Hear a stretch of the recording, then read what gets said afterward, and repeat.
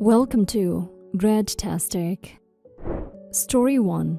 Hey everyone, I'm Ceci, 18 female, and I have a tight issue bothering my mind, and I need your judgment on whether I'm wrong here. Here is some background about how everything started, and I guess it would help you understand the rationale behind my decision. I've got a big bro called Krunsen, 32 male. Krunsen got married to Nita, 29 female, 5 years ago, and it was a splendid wedding. But they never had a baby until 2 years ago, when Nita gave birth to a bouncing baby boy. It was a joyous moment for the entire family, especially our parents who were anxiously expecting to have grandkids. But our happiness became short-lived after the baby was diagnosed with autism. The dominant aspect of my nephew's autism is his extreme sensory sensitivity, and the worst part of his illness is that his limited communication and non-verbal cues are often misunderstood. This means understanding his needs and caring for him would be a tedious task. However, 6 months ago, Nita, my brother's wife, abandoned their 2-year-old baby. She left a simple note behind spelling out her frustrations. All attempts to reach her proved futile. She simply vanished into thin air. The thing is, my brother never helped Nita in any way to take care of the child. He used to be free, but right after their kid got diagnosed with autism, he was suddenly always busy. He would go out for long hours and only come when the baby was asleep. Nita voiced out her frustration severally, and it only led to an argument between them. He argued that babysitting was her job and he was just to work and provide enough money for the family. But here lies the case that their kid was one with a special need, and it was a whole stress taking care of kids as such. On one occasion, she reported brother's behavior to our parents, who tried talking to brother. But he resumed his lifestyle of sharing away from his duties just a week later. So as for me, I don't entirely blame my sister-in-law for running away.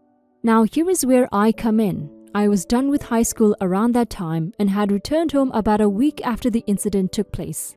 Initially, our parents stepped in to help care for the kid till brother was back from work and would take over from them. This meant Krunsen was now having a share of the stress Nita went through taking care of their kid alone. But when I came home, he suggested that I move in with him and help babysit my nephew, till I gained college admission. He said it was a whole lot of stress bringing my nephew over to our parents' house, which was about an hour drive, and coming back for him every day. I initially refused because I wanted to take up some job and save money for college, as my parents wouldn't be able to provide me with everything I may need. Plus, I barely have any idea about babysitting, let alone a kid with a special need. But I finally agreed after he promised to cater to my college necessities. So, with this agreement made between us, I moved in with him, the beginning of all my woes. Truthfully, babysitting my cousin was way more difficult than I could ever imagine, and in addition to that, Krunsen started playing with the hide-and-seek game. Do you know that even on weekends when he's supposed to be home and help care for the kid, Krunsen was absent? Right after entering his house, I assumed the duties of a full-time mom. I barely had enough time for myself, not to talk of how distant I became with my friends, because of my late replies to their messages and frequently missing their phone calls. As for Krunsen, he was always away from home, either partying with friends or on some useless schedule, completely ignoring the company of his kid. At that moment, I felt Nita's pain. Irrespective of all these, I managed to care for the kid, providing him with all the needs emotionally and physically. It wasn't easy, but I would say I did my best till now. Now this is the main issue at hand. I recently gained college admission and I was very happy. In fact, I was overjoyed. I immediately called and told my parents about it, and they were both happy for me. When Krunsen returned from work, I told him too, but to my uttermost surprise, he didn't express any sign of happiness, not even a word to congratulate me.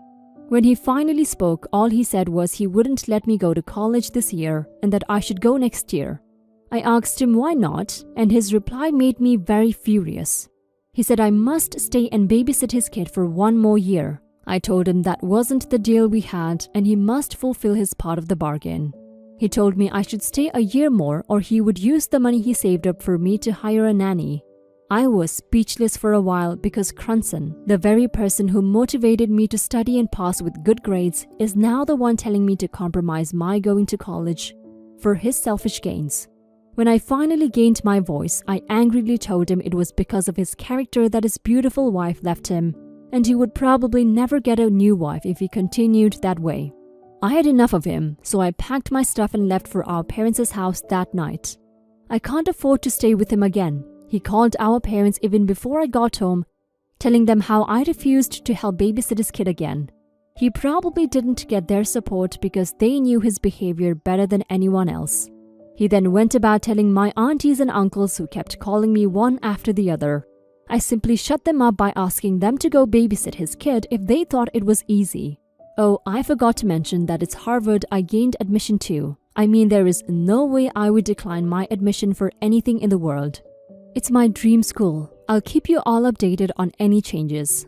Well, this is the issue I'm dealing with. I hope you can share your honest judgment on it because I can't help but wonder if I'm the a-hole here. Update. Thanks for all your comments and support. Here's an update on my issue.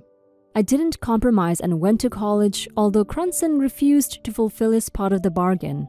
I'm currently in the last semester of my first year, but 2 days ago, I received a call from Crunson. He wants me to take a gap year in college and come babysit his kid again. You could as well guess my reply. It was a fast, loud, and clear hell no.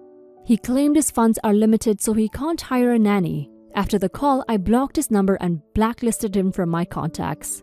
I think I need some peace of mind to prepare for my upcoming end-of-semester exams. You're not the a-hole, OP. Your brother was, and he continues to be. His wife left him because of his behavior, and he still never changed. It's incredibly hard to take care of your cousin. You only took the job because he promised that he would take care of some stuff for you in return, but he didn't hold his end of the bargain. And if it were up to him, you would be his child's caregiver forever. The child is his responsibility. He needs to stop looking for people to pass on that responsibility to. He could just finally save up enough money and hire a proper nanny for his son. Ignore him, OP. Focus on your exams and anything else that doesn't involve your brother's drama. Story 2.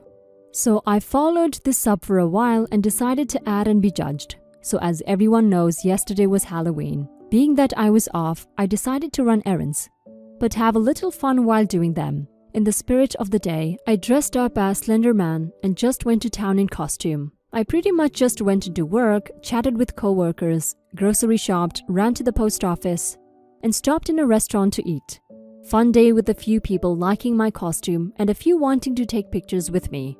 So after all that was said and done, I decided since I was near my favorite cupcake shop to stop in. They have the best cupcakes in the city. But I only go every few months because they're each $3. Anyway, fast forward a bit. I get 6 of them and head back to my apartment. When I get home, my roommate, his girlfriend, and her kid are there.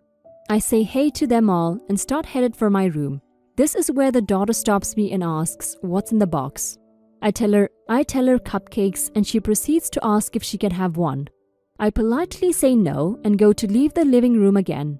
But before I could, the girlfriend chimes in saying, "Would it really kill you to give her one?" She said this in a tone I feel someone would say if they feel superior to you but are trying to fake being nice. There could be a bit of bias there. I just look at her and calmly say, "No, it won't kill me, but this is something I bought for myself to enjoy on my day off and don't have to share with anyone." I can tell she wants to say something else, but I'm not in the mood for it. They left sometime after that, I think. Earlier today, my roommate came up to me and said that I was a little rude to the kid and a bit of a jerk to his girlfriend. My response to him was that I wasn't. I never raised my voice to either of them. My response to his girlfriend may have been snarky depending on how you took it. But that's only because she chose to be nasty towards me. I simply told the girl no. I don't feel like I was wrong in any way. But he says she was just a kid and sharing wouldn't have hurt me. Personally, I feel just because a kid asks for something doesn't mean that I should get it. Not the a-hole, OP. Sharing is good and all, but you shouldn't be forced to share if you don't want to. I don't understand why she felt so entitled to the cupcakes you bought with your own money. If her child wanted some cupcakes, then she should get them for her instead of trying to make you give some to her just because, well, she wants it. You want it too. That's why you bought it. I love how you responded to her. Rita, however, could have handled the whole thing way better. Hopefully the kid has learned a valuable lesson, but I doubt it. Now for some comments. Not the a-hole. I have 2 kids and I would help them manage any disappointment from being told no.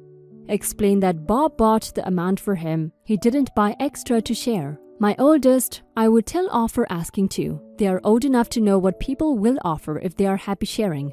Also, you didn't sit there eating in front of the kid. They had curiosity, and just because they can ask doesn't mean they get it.